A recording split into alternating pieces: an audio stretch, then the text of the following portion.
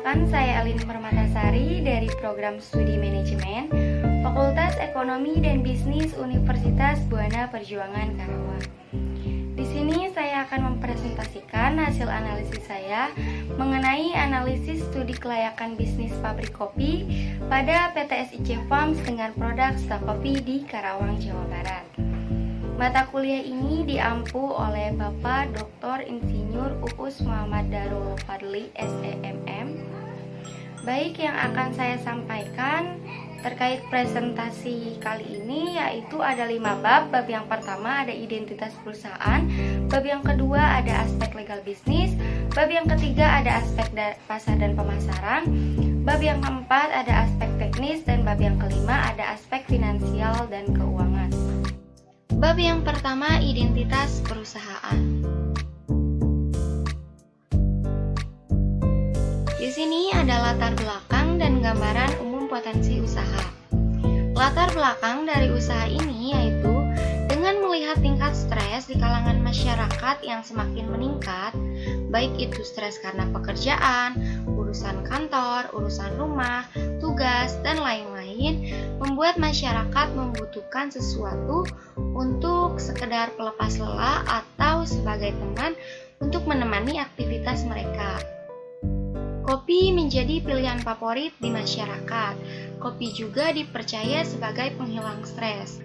PT SIC Farms hadir dengan menciptakan produk stok kopi, yaitu produk minuman kopi kemasan botol dengan cita rasa buah-buahan agar dinikmati oleh semua kalangan. Nah, bisa teman-teman lihat di sini ada grafik konsumsi kopi di dalam negeri, yaitu di Indonesia, di mana per tahunnya semakin meningkat. Artinya, kopi sangat populer di masyarakat. PT SIC Farms juga bekerja sama dengan para petani lokal yang ada di Karawang, khususnya yang ada di daerah Loji, guna untuk ketersediaan selalu bahan baku dan juga guna untuk mensejahterakan para petani lokal yang ada di Karawang. Selanjutnya, profil perusahaan. Nama perusahaannya yaitu PT SIC Farms, nama produknya Stok Kopi, nama pemiliknya Elin Permatasari, bentuk perusahaannya manufaktur, produksi kopi dan memasarkannya, bidang usahanya minuman, jenis produknya minuman kopi kemasan botol. Untuk alamat usahanya berada di kawasan industri Surya Cipta, Teluk Jambe, Karawang. Nomor teleponnya bisa teman-teman lihat dan jumlah karyawannya 61 orang. Dan di sini ada logo dari PT SIC Farms. Lalu selanjutnya visi dan misi perusahaan. Visi dari PT SIC Farms yaitu menjadikan produk stok kopi sebagai selera masyarakat. Adapun misinya yang pertama, memproduksi kopi unggulan, meningkatkan mutu produk dan layanan yang berkesinambungan, menjaga kualitas produk, fokus pada kepentingan pelanggan, pedagang dan distributor, yang terakhir menjaga hubungan baik antar karyawan dan juga pelanggan. Selanjutnya, struktur organisasi pada PT SIC Farms. Di sini ada presiden direktur, lalu di bawahnya ada sekretaris, ada manajer keuangan, manajer personalia, purchasing, produksi, warehouse, pemasaran, dan departemen maintenance. Di bawah manajer produksi ada quality control dan juga departemen produksi 1 sampai 6, yaitu pengayakan, penyanggraian, penggilingan, pencampuran, pengemasan, finishing, dan juga packing. Bab yang kedua, aspek legal bisnis. Nah, di sini PT SIC Farms sudah memiliki legalitas usaha, seperti sudah memiliki surat izin usaha, izin lokasi, tanda daftar perusahaan, dan juga NPWP. Untuk nomornya bisa teman-teman lihat. Adapun di sini cakupan perusahaannya ada luas tanah sebesar 1.160 meter persegi, luas gedungnya 600 meter persegi, luas kantornya 250 meter persegi, kapasitas produksinya 28.800 unit, cakupan pasarnya nasional. Adapun di sini modal dasarnya 34.300.800.000 rupiah. Modal di setornya yaitu 1.743.400.000 rupiah.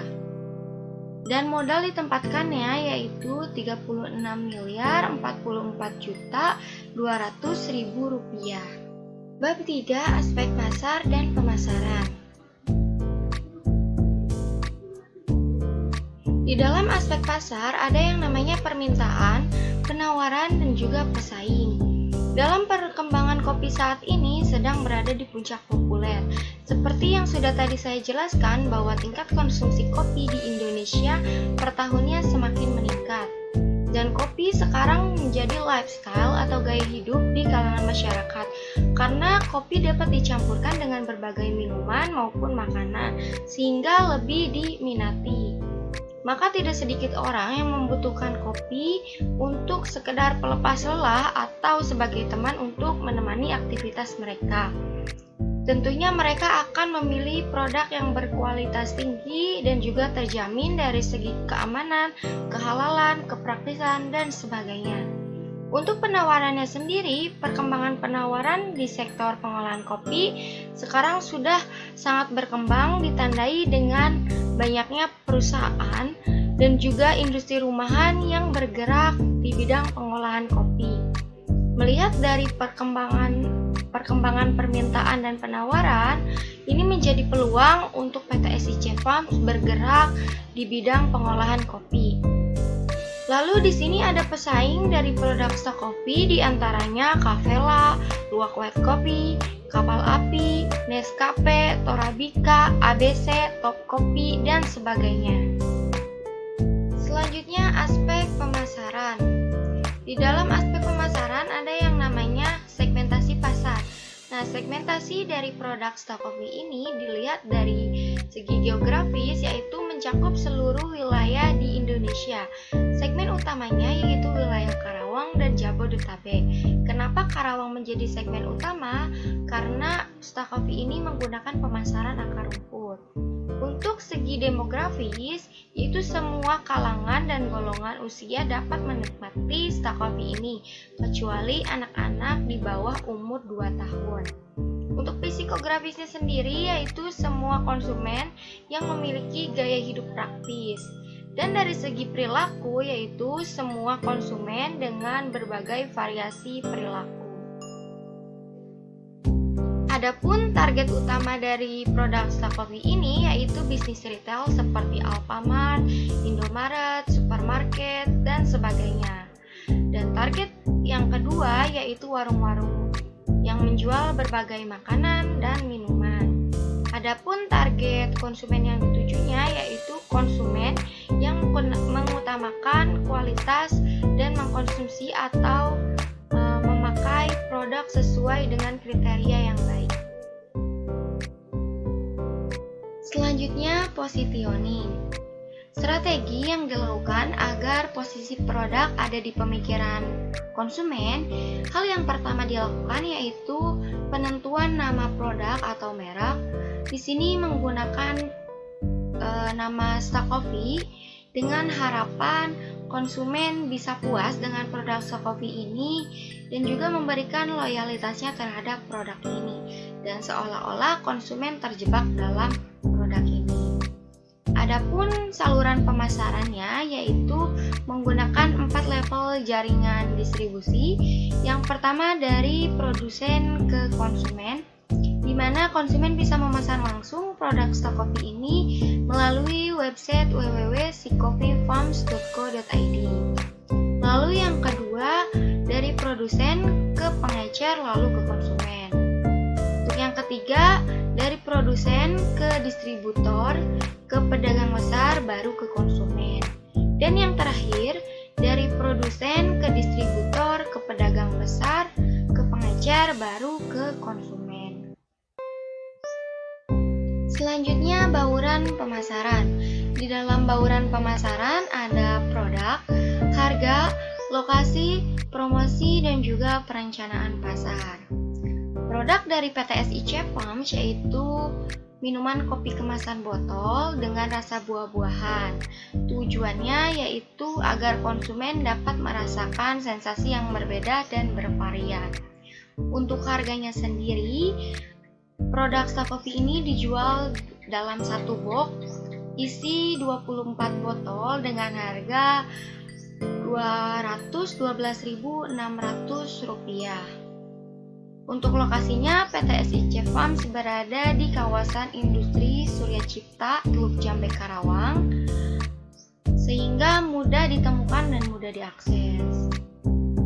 Untuk promosinya, produk Stacovi menggunakan jasa agensi iklan, itu dari produsen ke agensi iklan, ke penyalur. Penyalur di sini bisa Alfamart, Indomart, pedagang eceran maupun supermarket, lalu ke konsumen. Adapun perencanaan pasarnya di sini mahasiswa sebesar 30%, pelajar 20%, karyawan 40%, dan lain-lain 10%. Total seluruhnya yaitu 100%. Bab 4, aspek teknis.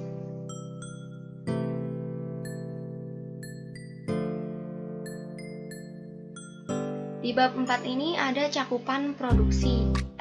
Di dalam cakupan produksi ada yang namanya sasaran pasar. Sasaran pasar dari perusahaan ini yaitu mencakup seluruh wilayah di Indonesia. Terus selanjutnya jumlah produksi, harga, perkiraan laba, dan BEP. Yang pertama yaitu jumlah produksi. Jumlah produk yang dihasilkan dengan kapasitas mesin 30 kg per jam dengan jam kerja 3 shift sama dengan 24 jam, maka kapasitas mesin yang dihasilkan yaitu 720 kg atau sebanyak 720.000 gram. Produk jadi yang dihasilkan dalam satu hari yaitu sebanyak 28.800 unit atau sebanyak 1.200 box per hari. Lalu yang kedua ada harga. Metode yang digunakan dalam penetapan harga Stacovi yaitu menggunakan metode cost plus pricing dengan markup. Nah, di samping ini ada biaya variabel meliputi biji kopi, sari buah, gula pasir, kemasan botol, dan juga kardus. Total biaya variabelnya yaitu sebesar Rp89.600.000. Adapun biaya tetapnya di sini meliputi mesin pulper kopi, mesin sangrai kopi, roaster kopi, mixer kopi, AMDK, dan tempat pendingin kopi. Total biaya tetap seluruhnya yaitu Rp123 juta. Nah, selanjutnya di sini sudah didapatkan biaya per unitnya yaitu sebesar Rp7.382 per unit. Untuk harganya yaitu dengan markup 20% sebesar Rp8.858 per unit. Adapun harga dalam satu boxnya yaitu sebesar Rp212.600. Yang ketiga, perkiraan laba. Laba yang didapatkan dalam satu harinya yaitu sebesar Rp255.120.000 per hari. Untuk laba dalam satu bulannya yaitu dikalikan dengan 24 hari. Jadi laba yang didapatkannya yaitu sebesar Rp6.122.808.000. Adapun break even pricingnya di sini didapatkan sebesar Rp83.311 per unit. Selanjutnya ramalan penjualan. Di sini ramalan penjualan dalam per tahun yaitu per box dari tahun 2021 sampai 2025. Lalu selanjutnya, untuk menghitung ramalan penjualan, maka rumus yang digunakan yaitu Y sama dengan A ditambah BX. Di sini sudah didapatkan nilai B-nya yaitu sebesar 25.920. Untuk nilai A-nya yaitu 348.480. Jadi, ramalan penjualan pada tahun 2026 itu sebanyak 478.080 box atau sebanyak 11.473.920 unit. Lalu setelah itu didapatkan ramalan pendapatan per tahunnya dari tahun 2021 sampai tahun 2026. Selanjutnya, kebutuhan teknis. Dalam penentuan lokasi ada beberapa yang harus dipertimbangkan, seperti pasar, bahan baku, mesin, tenaga kerja, dan lainnya. Nilai lokasi yang ideal untuk pasar sendiri nilainya ditetapkan sebesar 40, bahan baku 30, mesin 10, tenaga kerja 15, dan lainnya 5. Di sini untuk pilihan lokasinya ada Karawang, Jakarta, dan Bekasi. Nilai tertinggi berada di wilayah Karawang. Artinya PT SIC Farm memilih wilayah Karawang sebagai tempat produksinya. Selanjutnya bangunan atau gedung. Di sini gedung kantor sebesar 250 meter persegi, gedung produksi sebesar 600 meter persegi, gudang sebesar 150 meter persegi, parkiran 80 meter persegi, masjid 50 meter persegi, dan kantin 30 meter persegi. Di samping itu ada layout atau tata letak pabrik, bisa teman-teman lihat sendiri.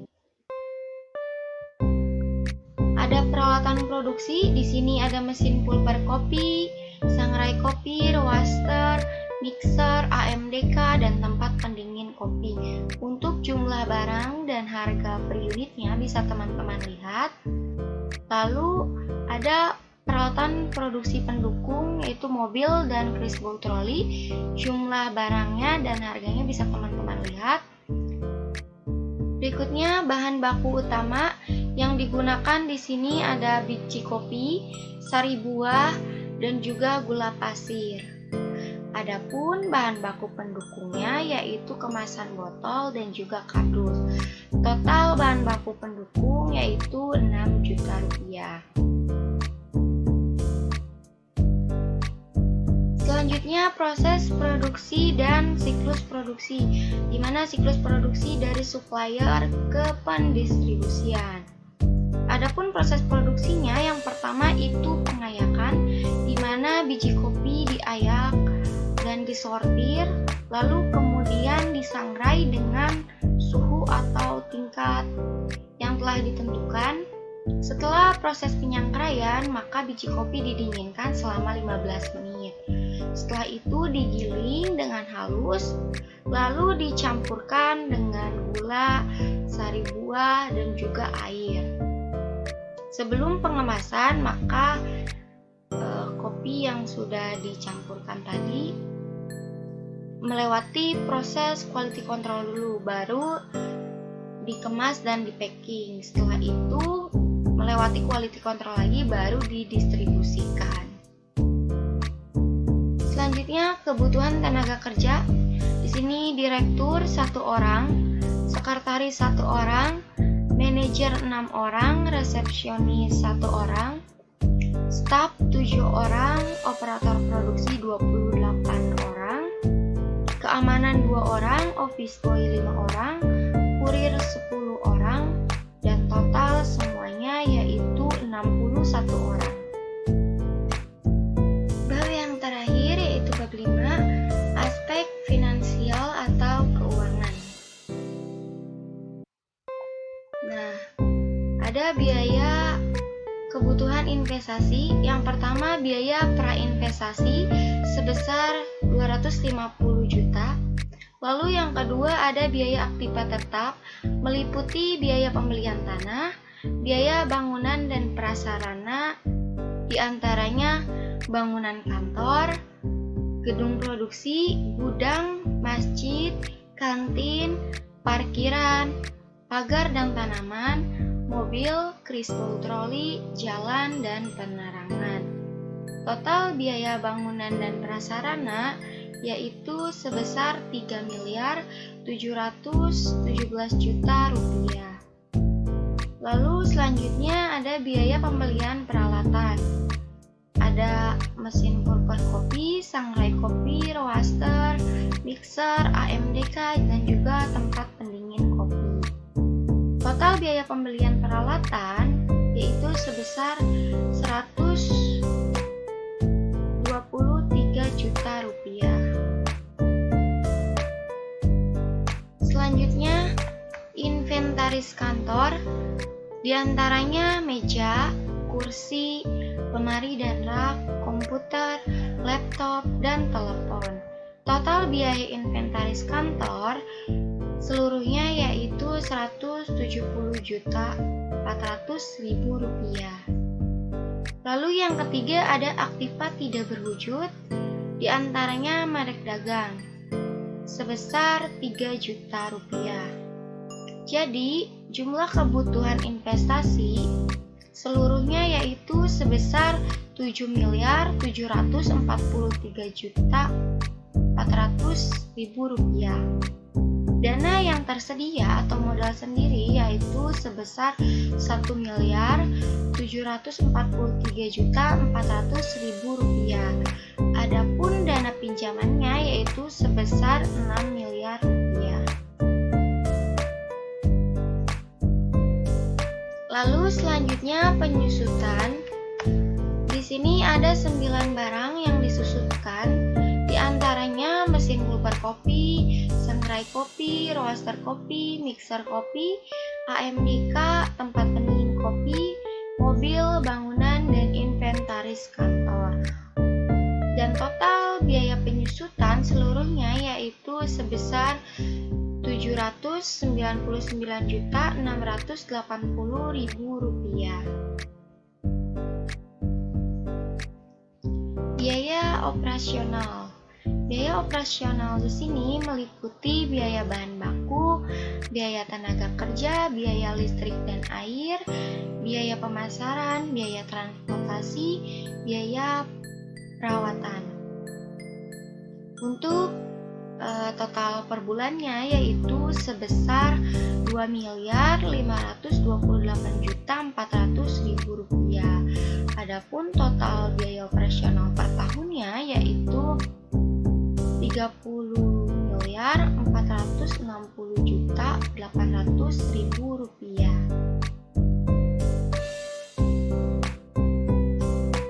Yang selanjutnya yaitu arus kas atau cash flow. Di sini kebutuhan investasinya yaitu 7.743.400.000 rupiah. Modal pinjamannya yaitu 6 miliar rupiah. Bunganya 20% dari 6 miliar yaitu sebesar 1.200.000.000 juta. Lalu di bawah ini ada estimasi laporan laba rugi dan didapatkan IT-nya itu sebesar dari tahun 2021 yaitu 24 miliar, 2022 IT-nya sebesar 29 miliar, 2023 IT-nya 33 miliar, 2024 IT-nya 37 miliar, dan di 2025 IT-nya sebanyak 39 miliar. Selanjutnya, kas selama umur ekonomis per rupiah, dimana tadi IT-nya sudah didapatkan, bisa teman-teman lihat sendiri, penyusutannya juga sudah didapatkan, dan kas bersihnya di sini sudah didapatkan, dan jumlah FP kas bersih seluruhnya yaitu sebesar 97.926.900.450 rupiah. Baik, selanjutnya yaitu penilaian kelayakan investasi. Yang pertama ada payback period atau PP, digunakan untuk menghitung berapa lama waktu yang diperlukan untuk mengembalikan uang yang telah diinvestasikan. Di sini nilai investasinya yaitu sebesar Rp7.743.400.000 rupiah. Karena nilai investasi tidak bisa dikurangi dengan kas bersih tahun pertama, maka perhitungannya yaitu nilai investasi dibagi dengan nilai kas bersih tahun pertama dan dikalikan 12 bulan. Jadi hasilnya 3,6 atau dibulatkan menjadi 4. Jadi, lama waktu yang diperlukan untuk mengembalikan uang yang telah diinvestasikan yaitu 4 bulan. Selanjutnya, average rate of return atau ARR. Di sini untuk menghitung besar tingkatan keuntungan dari suatu investasi. Nah, untuk menghitung ARR di sini diketahui IT rata-ratanya sebesar 32 miliar. Lalu rata-rata investasinya sebesar 3 miliar. Jadi ARR yang didapatkannya yaitu 8,5% atau dibulatkan menjadi 9%. Jadi tingkat keuntungan dari investasi ini yaitu sebesar 9%.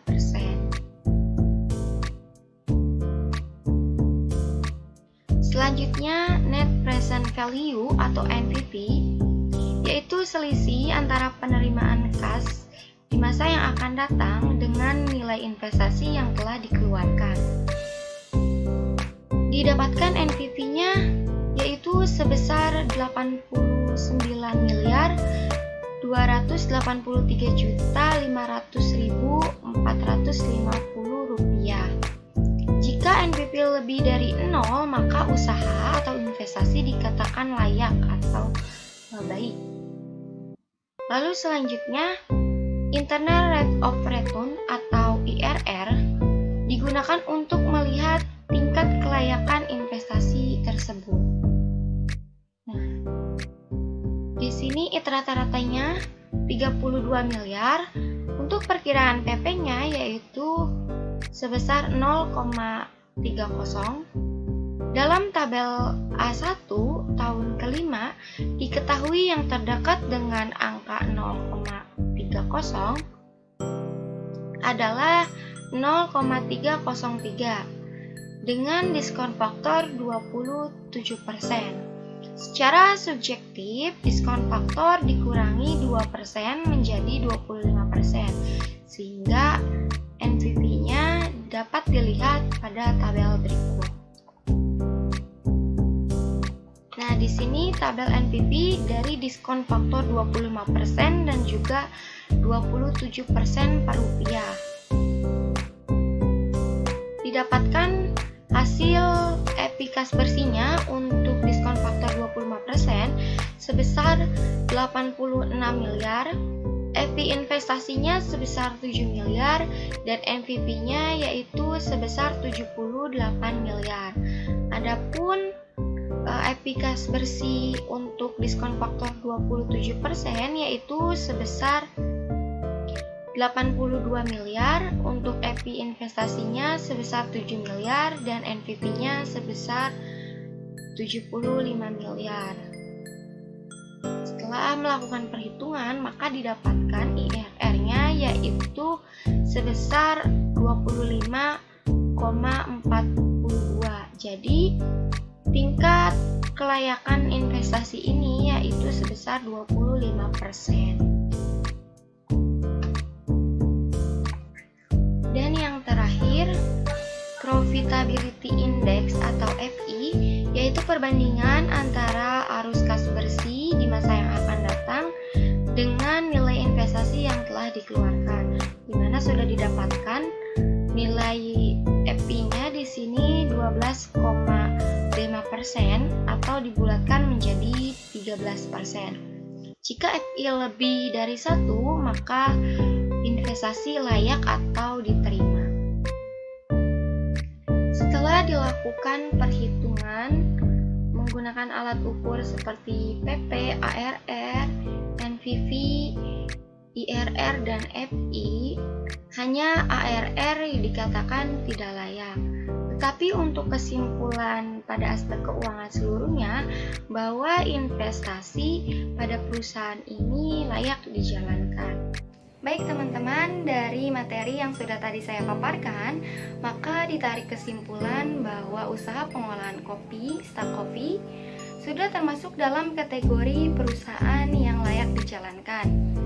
Berdasarkan dari 5 aspek, yaitu identitas pada PT SIC Farms sudah sangat jelas dan lengkap, mulai dari latar belakang hingga struktur organisasi. Dan PT SIC Farms juga sudah memiliki legalitas usaha sebagai perusahaan yang layak untuk dijalankan. Dari segi aspek pemasaran, bahwa PT SIC Farms memiliki peluang yang sangat besar. Melihat dari permintaan dan penawaran yang semakin meningkat, bahwa menjadi peluang untuk PT SIC Farms terus bergerak di bidang pengolahan kopi. Dari segi aspek teknis, bahwa PT SIC Farms menggunakan peralatan yang canggih untuk menunjang kelancaran proses produksi. Dan juga bahan baku yang digunakan berkualitas dan terjamin dari para petani lokal. Dan juga PT SIC Farms telah menyusun tata letak pabrik dengan sebaik mungkin agar efektif dan efisien dalam menjalankan proses produksi. Dan yang terakhir, dilihat dari aspek keuangan, bahwa investasi pada PT SIC Farms ini dikatakan layak atau baik untuk dijalankan. Nah teman-teman, di sini ada testimoni dari beberapa orang, di antaranya Rida Kolipatu Rusda, Dian Lusianti, Salsabila Mumtaj, Gayutri Suryani, Darkina, dan Lulansari. Bisa teman-teman lihat dan bisa teman-teman baca. Buku yang saya gunakan untuk menyelesaikan laporan ini, yang pertama saya menggunakan dari buku Kasmir dan Jakpar tahun 2020 yang berjudul Studi Kelayakan Bisnis edisi revisi. Terus yang kedua, saya menggunakan buku dari Philip Kotler and Keller tahun 2009 yang berjudul Manajemen Pemasaran Jilid 1 dan 2. Dan juga saya mendapatkan referensi dari website yaitu Sri Mulato tahun 2019 tentang proses produksi kopi bubuk skala IKM. Baik teman-teman, sekian yang dapat saya sampaikan. Kurang lebihnya mohon maaf. Semoga video ini bermanfaat khususnya untuk saya sendiri dan pada umumnya untuk teman-teman. Sekian dari saya. Wabillahi taufiq wal hidayah. Wassalamualaikum warahmatullahi